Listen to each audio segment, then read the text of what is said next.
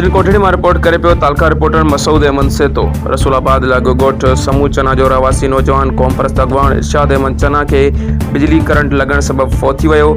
जॾहिं त इरशाद अहमद चना पंहिंजे घर जी छित खे गारो ॾेई रहियो हो। तेज़ हवा जे करे 11,000 तार टच थी त इरशाद अहमद चना थॾे ते फौत थी वियो आहे।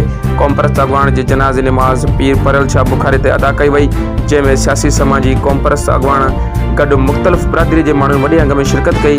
जॾहिं त इरशाद अहमद चना खे पंहिंजे अबाणे क़ब्रिस्तान में मिटीअ मां हवाले कयो वियो। ॻोठड़नि मीडिया वारनि खे ॿुधायो त हिन 11,000 तार जे करे पहिरियां बि असांजे ॻोठ खे काफ़ी नुक़सानु पहुतो आहे।